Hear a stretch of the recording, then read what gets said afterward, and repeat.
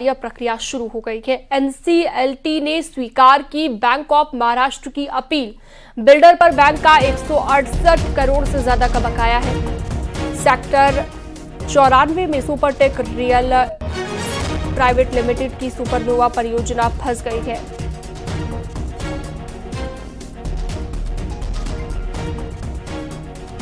एक 1000 फ्लैट खरीदार फंस गए हैं। नोएडा अथॉरिटी भी 2100 करोड़ का नोएडा अथॉरिटी का भी बकाया है।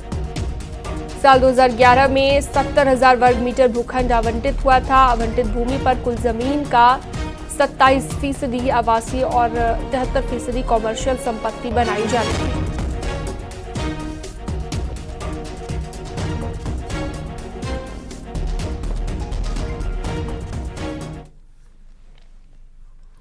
और बड़ी खबर कानपुर से, मेडिकल कॉलेज में सुरक्षा सख्त कर दी गई है। डॉक्टर की मौत के बाद सख्त हो गई है सुरक्षा। बारकोड वाले वाहनों को ही मिलेगा प्रवेश। 100 से ज्यादा कमरे में 24 घंटे निगरानी होगी। मुख्य प्रवेश द्वार पर हाईटेक सिक्योरिटी रूम है। सभी हॉस्टल की छत पर ताला लगाया गया है। डक्ट पर लगाई गई जालियां। 36 और सुरक्षाकर्मी तैनात किए गए हैं।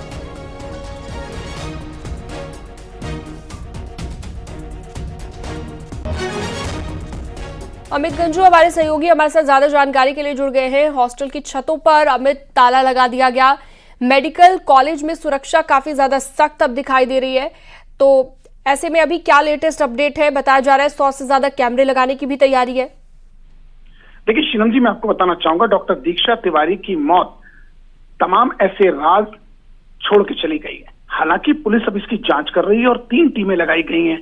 आखिर लड़की डॉक्टर कैसे पहुंची, फोर्थ से तमाम चीजें जिसे पर्दा उठना बाकी। इन सब के बीच मेडिकल कॉलेज प्रशासन ने भी अपनी कमर कस ली है। 100 से ज्यादा कैमरे कल की तारीख में लगाने का अभियान चला। 60 पहले लगे तो 40 और लगाए गए। इन सब के अलावा बार कोड वाले वाहन ही अब सिर्फ मेडिकल कॉलेज के कैंपस में प्रवेश कर पाएंगे। 40 एडिशनल कैमरा लगाए गए। 36 गार्ड्स को लगाया गया 8-8 घंटे की ड्यूटी चेंज करके, जो block 1, block 2, block 3, block 4 and block 5 में। इसके अलावा छतों को पूरे लॉक्स लगा दिए। इसकी चाबी डीन के पास रखी गई है और जो डक्ट थे उसमें पूरी रात भर जाली लगाने का काम चला है। एंगल का फ्रेम लगा के जाली लगाई ताकि भविष्य में इस तरह की घटना की पुनरावृत्ति न हो। इन सब के अलावा सीसीटीवी कैमरा लगाए। कंट्रोल रूम बनाया गया, जिस कंट्रोल रूम के 2 मॉनिटर्स होंगे, जो एक प्राचार्य के कक्ष में होगा और जो चीफ वार्डन के कक्ष में होगा, ताकि जो लोगों की गतिविधियां वो रेगुलर नोट होते रहे। इन सब के अलावा 2 ऑपरेटर्स भी लगाए गए, यानी आने वाले समय में इस तरह की किसी घटना की पुनरावृत्ति न हो, इसके लिए मेडिकल कॉलेज प्रशासन ने भी अपनी कमर कस ली है। जी शीना। ठीक है, बहुत शुक्रिया, आपने विस्तार से जानकारी दी अमित गंजू। और अगली बड़ी खबर लखनऊ से, एलडीए के क्लर्क पर केस दर्ज किया गया है। क्लर्क शिव प्रताप सिंह पर मामला दर्ज हुआ है। आय से अधिक संपत्ति का ये मामला शासन ने 2021 में शुरू कराई थी जांच। पिछले साल सस्पेंड किए गए थे शिव प्रताप। एलडीए कर्मचारी संघ का अध्यक्ष भी है शिव प्रताप। विजिलेंस ने जांच के बाद मामला दर्ज किया है।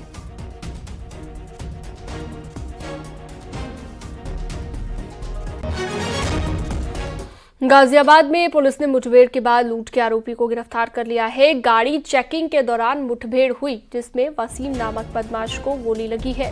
वसीम पर लूट, डकैती, चोरी और हत्या की कोशिश के आधा दर्जन से ज्यादा मुकदमे दर्ज किए गए। उसके कब्जे से लूट के पैसे, अवैध चीजें बरामद की गई है।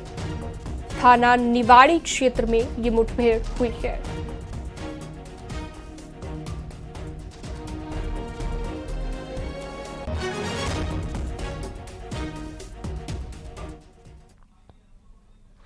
नोएडा में पुलिस की एक गैंग के साथ 2 बदमाशों के साथ मुठभेड़ हुई है और एक्सप्रेस वे थाना क्षेत्र में मुठभेड़ हुई।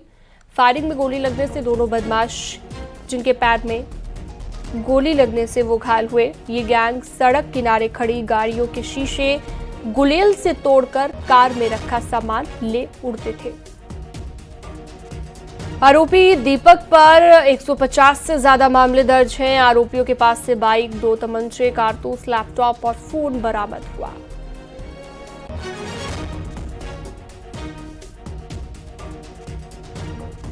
गुलशन माल के पास चेकिंग कर रही थी, जहां पर एक नीले रंग की होंडा गाड़ी पर 2 संदिग्ध लड़के आते हुए दिखाई दिए। इनको रोकने का प्रयास किया गया। उनके द्वारा वहां से भागकर पुलिस पार्टी पर फायरिंग की गई। पुलिस पार्टी के द्वारा आत्मरक्षा फायरिंग की गई। इसमें दोनों बदमाश घायल हुए।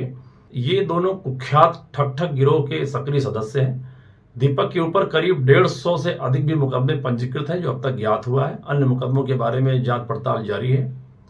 तरुण के ऊपर भी कई मुकदमे पंजीकृत हैं।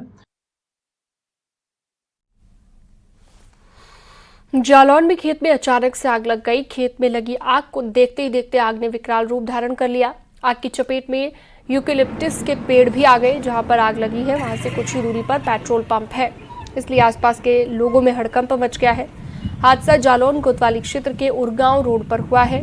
सूचना मिलने के बाद मौके पर दमकल टीम पहुंची। दमकल की 10 गाड़ियों की मदद से कड़ी मशक्कत के बाद भीषण आग पर काबू पाया गया।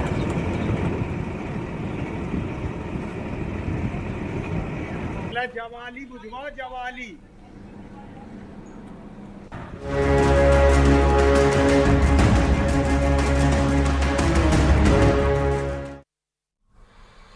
कन्नौज में दहेज के लिए पति ने अपनी पत्नी को गंजा कर दिया, फिर मारपीट कर घर से बाहर निकाल दिया। मामला नसरापुर गांव का है। पीड़िता का कहना है कि उसके पति का उसकी भाभी के साथ अवैध संबंध है। दोनों की शादी 2018 में हुई थी और 2 बच्चे भी हैं। शादी की शुरुआत से ही पति कुछ न कुछ डिमांड कर रहा था, जिसे पिता ने पूरा कर दिया था। इस बीच जब पीड़िता को जानकारी हुई कि पति के अवैध संबंध भाभी से हैं, तो उसने विरोध किया और विरोध करने पर पति ने गंजा कर पत्नी को घर से भगा दिया और बाइक 2 लाख रुपए की मांग की है। पीड़िता ने थाने में तहरीर देकर न्याय की गुहार लगाई।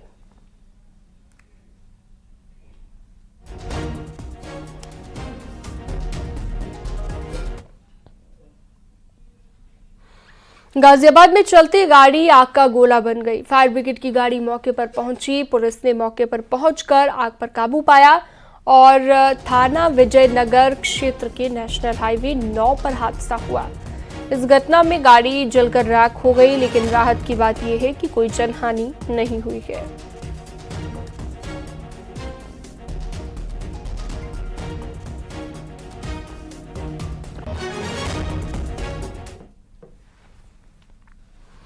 हमीरपुर जिले में तेज रफ्तार डंपर ने बाइक में टक्कर मार दी और हादसे में एक बाइक सवार युवक की मौके पर मौत हो गई। 2 लोग गंभीर रूप से घायल हुए हैं, जिन्हें जिला अस्पताल रेफर कर दिया गया है।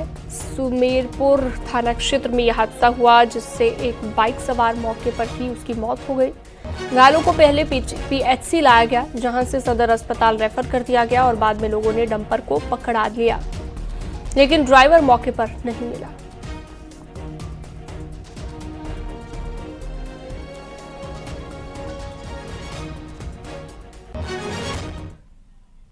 पूर्व बीएसपी, एमएलसी और खनन माफिया हाजी इकबाल के खिलाफ ईडी की एक और बड़ी कार्रवाई हुई है।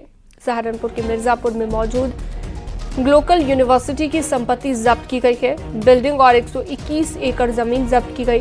जब्त की गई संपत्तियों की कीमत 4,400 करोड़ रुपए बताई जा रही है। ये सभी संपत्तियां Abdul Waheed education and charitable trust के नाम पर रजिस्टर्ड है।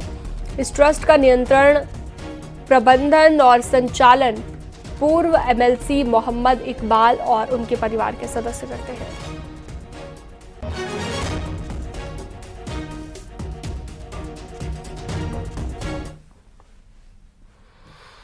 उन्नाव में लड़की के घर वालों ने उसके प्रेमी को पीट कर मार डाला। आशीष पास के ही एक गांव के रहने वाले अपनी प्रेमिका से मिलने खेत पर गया था और उसकी प्रेमिका के भाई ने दोनों को मिलता हुआ देख लिया।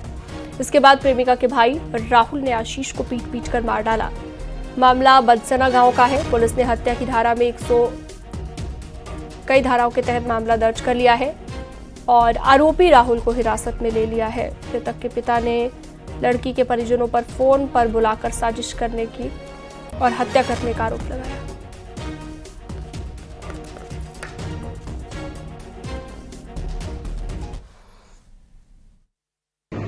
सूचना पर थाना गंगाघाट पुलिस द्वारा तत्काल मौके पर पहुंचकर मृतक के शव को कब्जे में लेकर पंचायतनामा भरकर पीएम हेतु भेजा जा रहा है। प्रथम दृष्टया प्रकरण प्रेम प्रसंग का है, जिसमें लड़की के भाई राहुल द्वारा आशीष उपरोक्त के साथ मारपीट की गई थी, जिससे आई चोटों से आशीष की मृत्यु होना प्रतीत हो रहा है। परिजनों से तहरीर प्राप्त कर आवश्यक विधिक कार्रवाई की जा रही है। शांति व्यवस्था संबंधी कोई समस्या नहीं है। वक्त छोटे से ब्रेक का है।